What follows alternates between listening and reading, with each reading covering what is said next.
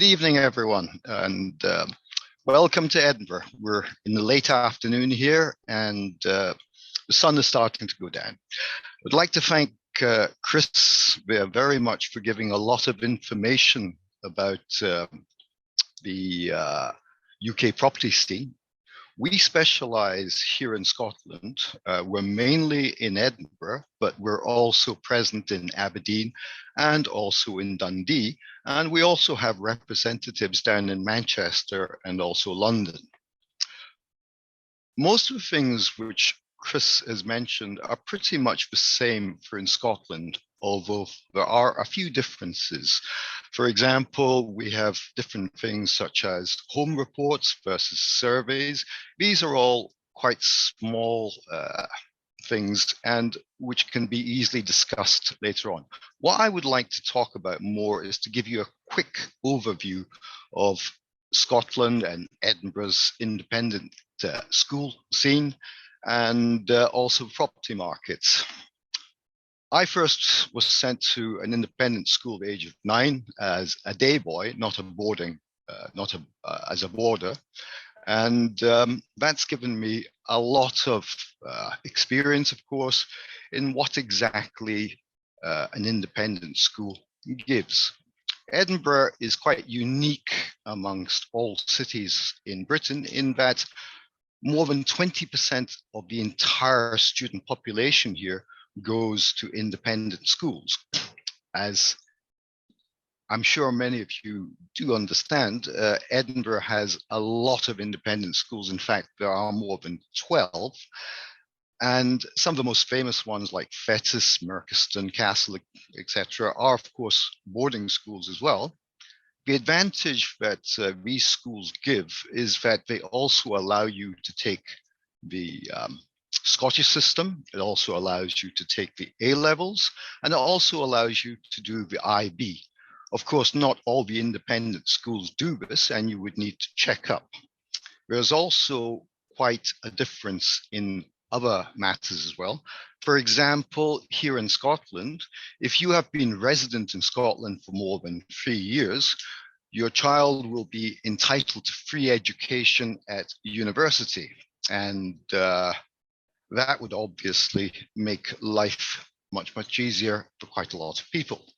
Now, the difference in Edinburgh property and as considered to a lot of other property markets is that Edinburgh is quite unique in that it has actually a very, very small market of new homes. Most homes in Edinburgh, because of the situation of lack of supply and also of the fact that Edinburgh is a World Heritage, it means that a lot of buildings here are listed and cannot simply be pulled down in order to make new buildings. So therefore, older buildings such as schools, hospitals, university buildings have all been turned into highly desirable residences.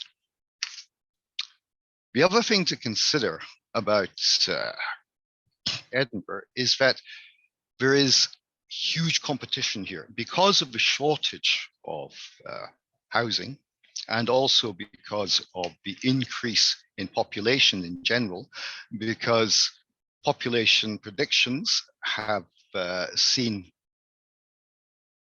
a projection of 30,000, an increase of 30,000 people by the year 2030. However, Edinburgh does not have that amount of housing, which means that in general, Edinburgh housing is the most expensive in Scotland. It is, however, not as expensive as the rest of Britain. Certainly when you compare it to the southeast of England, to places like London, Cambridge, Oxford, etc., you would find that the average price here in Scotland, certainly in Edinburgh anyway, is half of that. And in other areas such as Dundee, Aberdeen, for example, where I went to school at Robert Gordon's College, the average house price there is much, much lower than it is in almost any other major city of that particular size in Britain at this particular time. Aberdeen, of course, was very successful when it came to oil, but now these things are changing.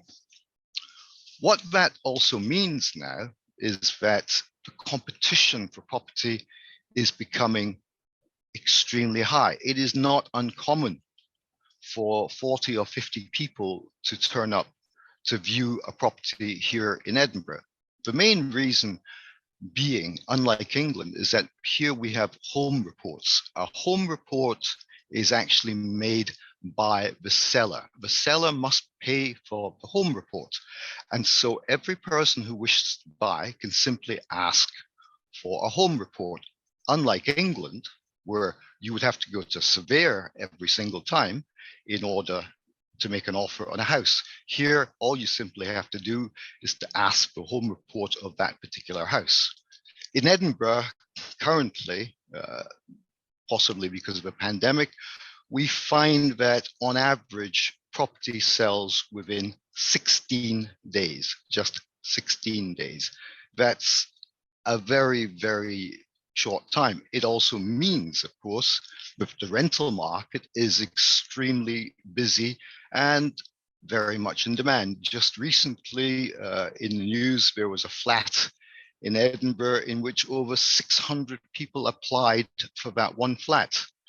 Edinburgh, as you know, is not just the capital of Scotland, it is also a huge cultural city. We have festivals, we have the Fringe, we have more than 30,000 students, and that means that the rental market is an extremely busy one, and therefore yields are very, very good. It would be fair to say that if you buy property here to rent, that you would not really have much problems in renting out that particular property.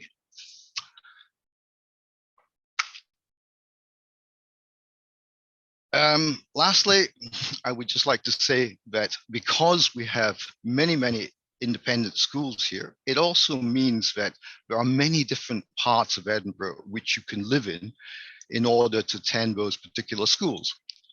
With independent schools, there are no catchment areas, of course, but we have often seen that due to the different nature of the different independent schools here in Edinburgh, ranging from the biggest and the most famous, such as, for example, Fettes, Merchiston Castle, to the lesser known ones, such as perhaps Stuart's Melvilles, George Watson's, all of these independent schools are all in specific areas in Edinburgh.